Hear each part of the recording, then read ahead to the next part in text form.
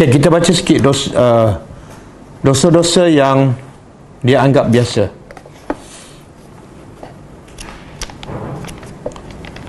Malam ni dosa yang ke-41. Dosa yang ke-41 muka surat 115.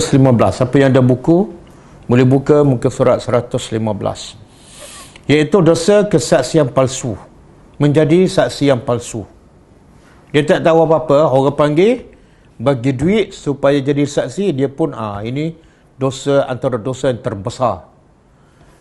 Dalilnya firman Allah Ta'ala, auzubillahi minasyaitonirrajim, fajtanibu ar-rijsa minal awthan wajtanibu qawlaz zur hunafa'a lillahi ghayra musyrikin bih. Maksud dia, kata Allah Subhanahu wa Ta'ala, maka hendaklah kamu menjauhi berhala-berhala yang najis.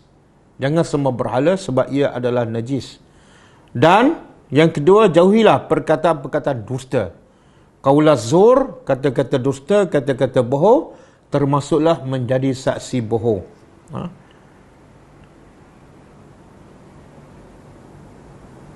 Dengan ikhlas kepada Allah, tidak menyekutukan sesuatu dengan dia. Surah Al-Hajj ayat 30 hingga 31. Okey, kemudian daripada hadis diriwayatkan oleh Abdurrahman bin Abi Bakrah radhiyallahu anhu daripada ayahnya, ia berkata, kami sedang berada di sisi Rasulullah SAW, lalu beliau bersabda, ala unabbi'ukum bi akbaril kabair, salasan al-isyraku billah wa uququl walidaini wa jalasa wa kana muttaki'a faqal ala wa qawluz zur qal fama zala yuqarriruha hatta qulna laitahu sakat.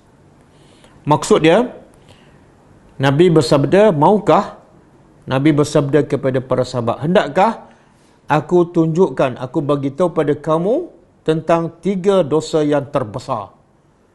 Jadi bercakap bohong dan menjadi saksi palsu bukan setakat dosa besar, tapi dosa yang terbesar.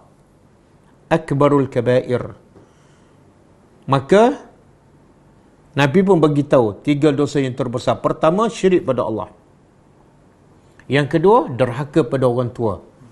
Ini yang Luqman hajar ni pada anaknya. Satu, jangan syirik pada Allah. Yang kedua, buat baik pada mak bapak. Dan ketika itu baginda bersandar. Kemudian Nabi duduk.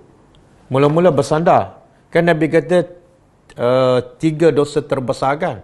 Nabi sebut 2. Satu, syirik pada Allah. Yang kedua, derhaka pada mak bapak. Masa Nabi sebut 2, Nabi bersandar. Nak sebut yang ketiga, Nabi duduk. Makna cara Nabi duduk menunjukkan apa? Yang Nabi nak cakap serius. Apa dia?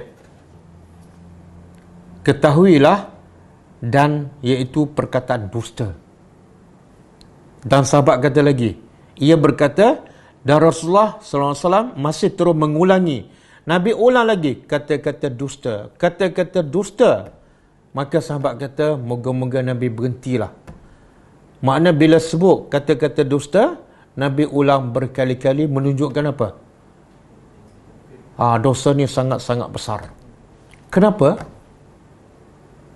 Bila orang tu jadi bercakap bohong ataupun berkata menjadi saksi dusta, dia menyebabkan mengambil hak orang.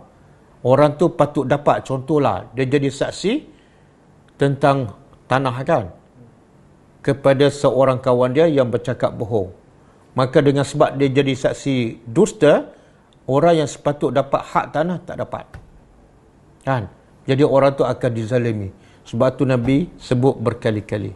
Berulang-ulang peringatan Rasulullah, hadisnya hadis sahih riwayat Bukhari. Nabi berulang-ulang memberi peringatan tentang kesaksian palsu. Kerana banyak orang yang meremehkannya. Senang je, simple je.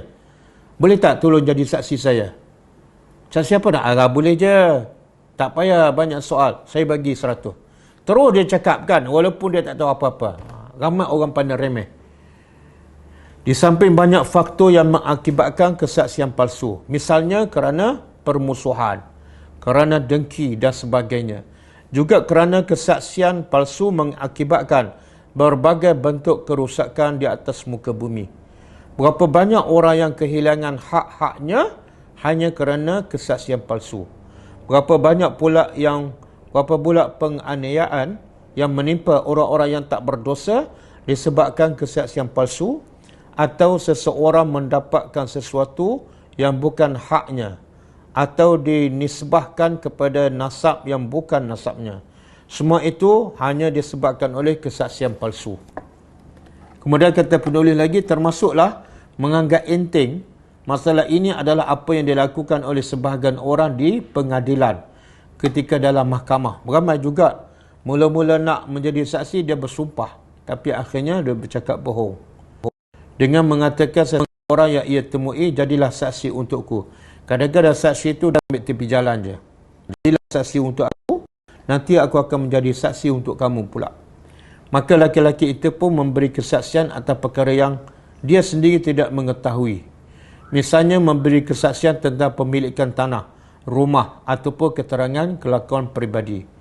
Padahal dia tidak pernah bertemu orang tersebut kecuali di pintu mahkamah ataupun di ruang lobi. Ini adalah satu kedustaan. Seharusnya semua bentuk kesaksian itu adalah sebagaimana disebut dalam firman Allah, wa ma syahidna illa bima alimna wa ma kunna lil ghaibi hafizin. Maksudnya kata Allah dalam surah Yusuf, dan kami hanya menyaksikan apa yang kami ketahui. Yang kami tak tahu, kami tak boleh menjadi saksi. Wallahu alam.